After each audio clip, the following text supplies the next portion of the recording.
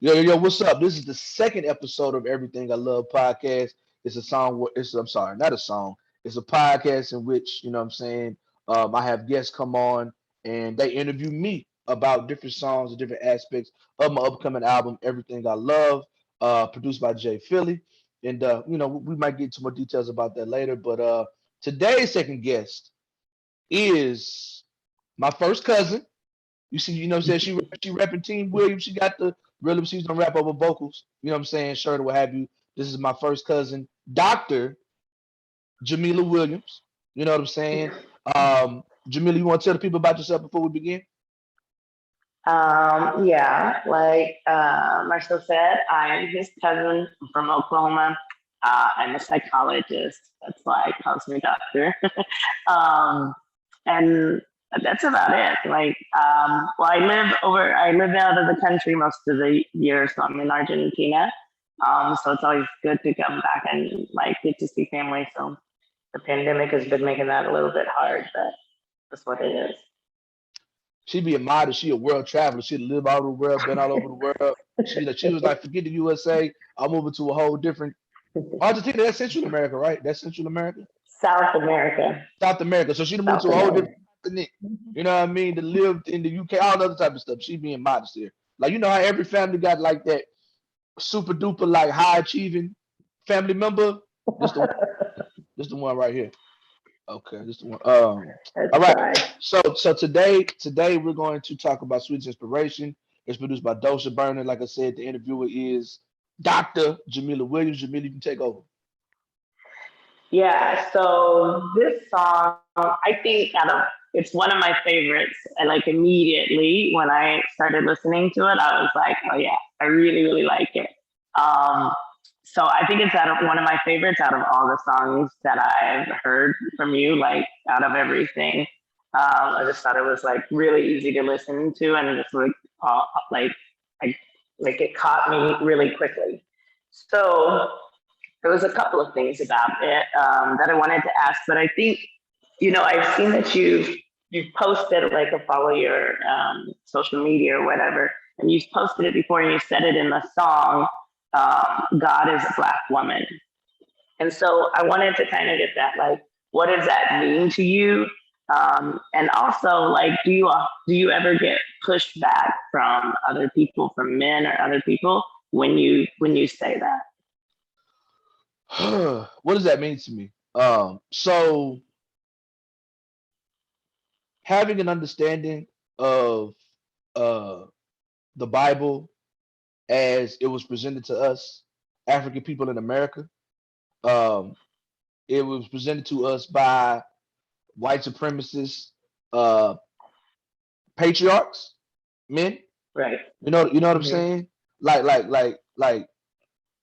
I do understand God as um an African, and it's an Uh-huh. indigenous African concept, right? Like just Right. the monotheism, whatever, like that aspect of God. That's something that comes from African people. You know what I'm saying? From the continent and things of that nature. Um, that's why I get God being black. Like if you just look for the history of it, right? If you look for where it comes Right. from, part of the country that it comes from, right? As far as being a woman, um, I say like I don't necessarily have the same level of like uh there's not put like this. There's not a lot of history or like direct material that kind of supports that. But I just think Right. that like you know what I'm saying. So I'll say that or what have you. But like I mean, a man ain't never had no baby. You know what I'm saying? Right. A man ain't never had no baby. I just think that we call we call it the Mother Earth. We call it this that and the third or what have you. And Right. Right. like the women um can do all sorts of different things, like superhuman things, like divine things that men Right. can't do, or what have you. So I Yeah. just feel like, and so for me, it's a pushback against, um, because I believe, like I was having some conversation with some of my atheist partners, around the time when I was making the search of the Black Messiah, and we were just kind of talking about religion and what have you, and what one common denominator and I'm not speaking for all atheists, but the conversation I had was everything they disliked about everything they disliked about religion was specifically most pointed at Christianity, and the things they Right. didn't like about Christianity was pointed at what white people did. Yeah. And the Yeah. things that they didn't like about Christianity was pointed at what white men did. Right. You know what I'm Mm-hmm. saying? So for me to like you know, you know, just say like I think saying God is a black woman is a very very powerful statement. You know what I'm saying? Yeah. So Mm-hmm. so yeah, so that's why I say it, and then, I think that like as far as people pushing back, um I've had you got your traditional Christians that they just not trying to Right. hear, and that's whatever, right? Like this hip hop show is a Right. lot of whatever. I like, but even like some of my 5% of homies, you know what I'm saying? My 5% of homies, Uh, you know, the black man is God, whatever. So that might be a right. any a lot of people within like what you would consider black liberation theology or the black radical religious practices, right? Nation of Islam, Muslim things of that nature, right? You know what I'm saying? Because Right.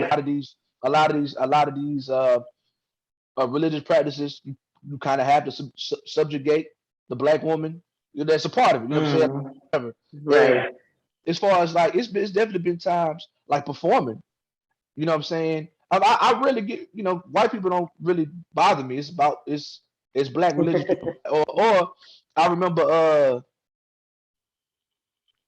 I think I was in Mobile, right? I was in Mobile performing, Mm-hmm. and okay, I was in Mobile performing. It's 2017 or what have you, and like so the guy before me, it was a white rapper, and like Mm-hmm. he had a couple different lines that was like he said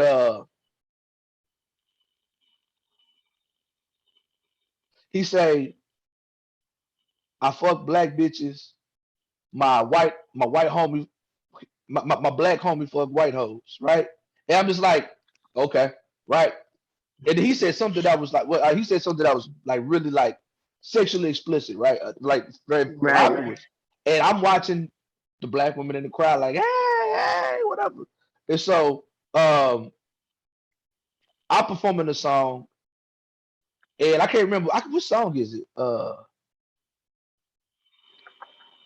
I don't know. I'm performing the song. I can't think of the time or whatever. But I do remember saying the black woman is God or what have you. Right. And the way they looked at me was just like, I don't know about all that. But you was cool with this white Right. rapper saying, They were all over that. yeah, yeah, you was cool with the white rapper saying I fuck black bitches. You know what I'm saying? Right. But I say something about, Yeah. you know what I'm saying? So I mean, and not necessarily pushback, but I think a lot of it is because specifically in hip hop, like like unfortunately, some of the best dance songs with the best beats and the catchiest records are filled Right. with degradation for black women. Yeah. For And sure. it gives off a signal to black men that that's okay. You know what I'm saying? Like oh they Yeah. twerking to it, they dancing to it or whatever. Like Yeah. you go to the shows all the time. All right, yo, this next song is for the ladies. Ladies, the song come on. I want to beat it up. I want you to bend it over. I want you to you listen to Right. Right. the bounce music. You know what I'm saying? Yep. Yep. So Uh-huh.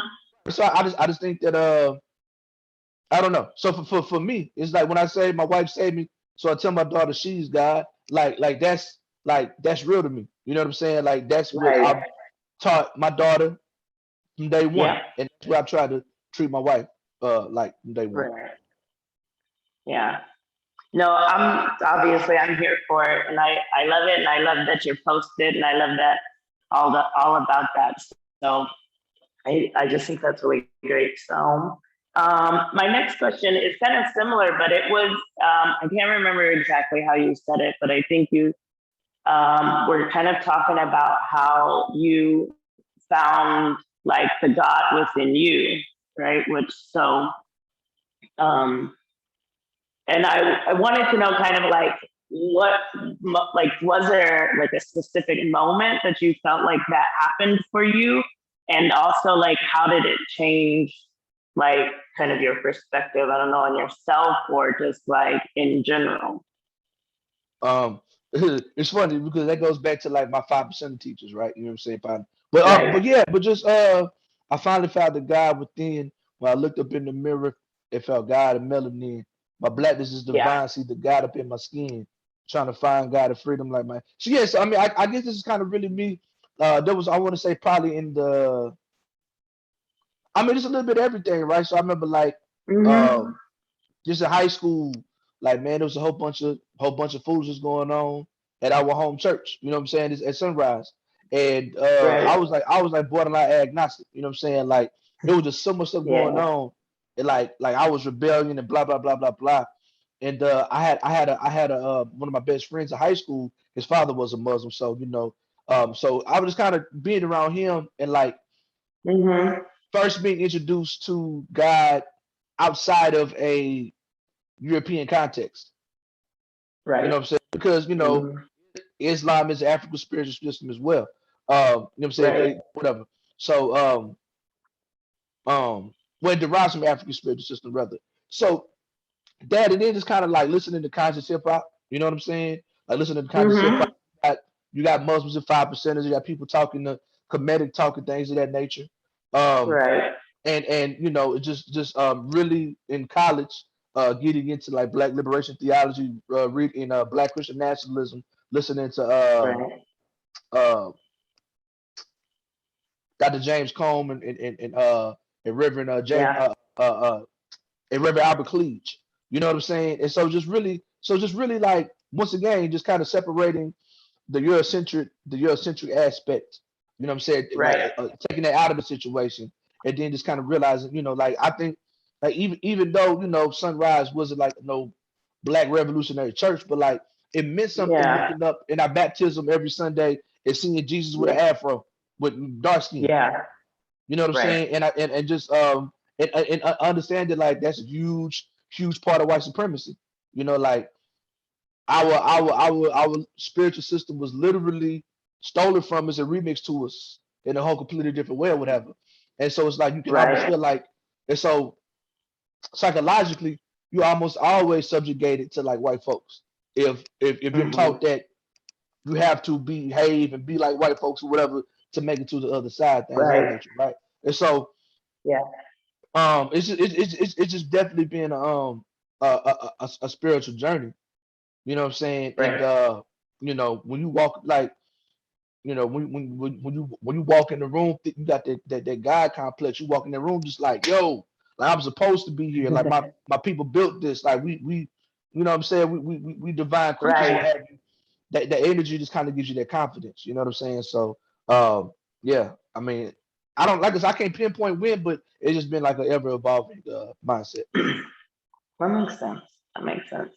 So my last question is like I listened to the song a lot and like you talked about a lot of different things and I think they were kind of all influences on you and or things that you thought about that you brought into your music. But I wanted to ask kind of like what did you feel like is your sweetest inspiration? Ooh, What is Lord, your inspiration? what is my sweetest inspiration? Uh,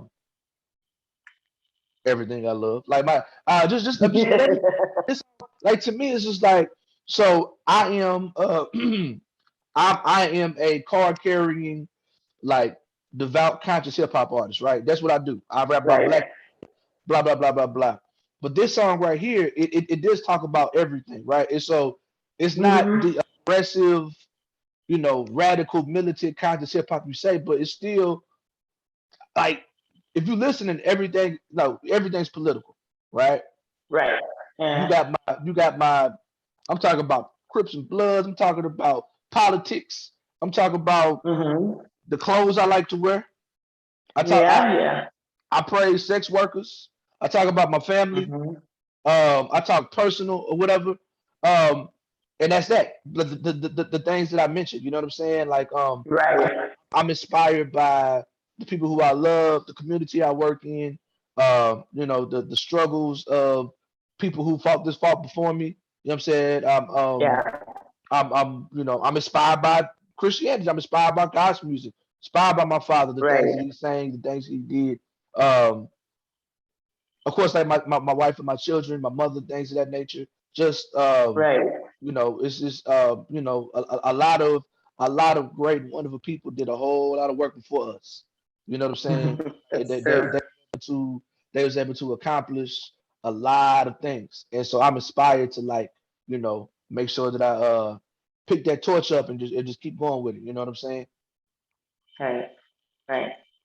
I think you're doing a great job. And I Thank mean, you, I may be a little bit biased, but I really do. I think you're doing a good job. thank you. And I want to shout out Dosha Burna, man. It's funny, like the producer of this record, like so he's from Baltimore, but he lived in Baton Rouge for a long, long time. I think he Okay. might have moved back east or whatever. But Hmm. it sucks that I met him after he had already left and I was getting ready to leave. Well, and actually, I've never met him Uh, personally. I've never met him personally. oh. One of my other in-house and go-to producers, Joe on the track, had bought this beat. He had bought this beat for some of his other artists. I, who I Oh. just realized I didn't misspell inspiration. Hold on. Watch this. I don't care if we live. I don't care if we live. Okay. Bam. See, that's how wrong Good. it is. We do edit on the spot or whatever. But he about the beat. He was playing for some of his other artists, and I'm just like, yo. Uh-huh. I said, look, bro. No disrespect to your other artists. You gotta let me get that beat. Like this is Yeah. I had the raps written to another beat, Mm. and a producer was gonna give me a beat, and I don't know what happened. Like it went from a very affordable price, and I don't know if Buddy was going through a hard time, to like a ridiculous price. I'm like, Okay. God bless your soul, brother. You got it. You know what I mean? I can't Right, fade it. You right. know what I mean? So Yeah. so Joe, I was like, Joe, I need this one, bro. I need this one. And like it took him a little while. He didn't want to come up off of it. I like, bro, Right. I need it. I need it. And so he gave me this beat. And so like, man, Dosha Burner does not. He can do this type of beats, but like a lot of the clientele he was working with, they wanted a very like they either want like a trap sound or like a real like Baton Rouge sound. Right. And he was thinking like, Yeah. don't nobody. He was like, don't nobody want my beats like this. I said, oh no, brother, you let me get this. We gonna make a classic. We gonna make something that's like we're gonna do something. And so Yeah. it's just and like this song and like this whole album is influenced by like Little Brother and like Justice League. And so when I was coming up with the hook, I was thinking of Little Brothers loving it. You know what I'm saying? Like the way Uh-huh. they structure their record or whatever. So yeah, big shout out to Okay. Dosha Burner. Thank you to Joe on the track from Real Profit for allowing me to get the beat. You know what I'm saying? And shout out to Jay Philly for all the hard work and adding in, all the good stuff to make it ring off. Yeah. Yeah. I can't imagine it with any other. Like, it's perfect. It's really good. Shout out to Luther Vandross too. Like man, the first time I heard that sample, I was like, oh, because because I've always liked that sample because 112 had a song called "Love Me" and Mace was on it. Mm-hmm. Love me, dun, dun, dun. It was the same sample or whatever. Hmm. And so I've always liked that song, even though he was dissing Jay Z on it. I've always liked that song. You know what I'm saying? So when I heard this, Right. I heard the way that Dosha Burner flipped it and the way he like flipped the beat with the Luther Vandross sample. I was just like, oh yeah. So yeah, this Yeah. this is one of my like, and I have a lot of songs. I want to say this is like might be in my top five, if not three, favorite songs I've ever done, and it goes really well live because like I said, the way the song is written, the way the song is structured, it's still something you can move Right. to. It feels good. It Yeah. sounds good. It's catchy. It still got my politics. It still got my personality, and it's done really well. Like it was, I wasn't even in Tulsa for a full month before it got in the rotation on the radio here, Wow. and Oh, that's wow. and Nice. that's something that I lived in Baton Rouge for almost 20 years. It was never in rotation. I got played on the radio, but never like in like you could turn it on at 3 o'clock in the Right. afternoon in the zone. You know what I'm saying? So Right. yeah. So this song was always gonna be like real special to me. Great. Good. All right. That's it. Cool. All right, Those were so my questions. That's all I those are the got. questions. All right, so that was Yeah. us talking about Sweetest Inspiration once again. Ooh, wrong way, wrong way, wrong way. Yes, indeed. Um, again, Everything I Love podcast, the album Everything I Love Proper drops September 14th on marcelpblack.bandcamp.com. If you're sleeping and you're not following me, you can follow me at Marcel P. Black on Twitter, Marcel P. Black on Instagram, Facebook, MarcelPBlack, and marcelpblack.com. Jamila, you want to say anything before we go? No. Everybody enjoy, stay safe. Please, there's still a pandemic out there. That's what I Indeed, want to say. absolutely, absolutely. Okay. Well, Jamila, we're gonna come back for another episode on down the line. So I will see you later. Peace. All right. Bye.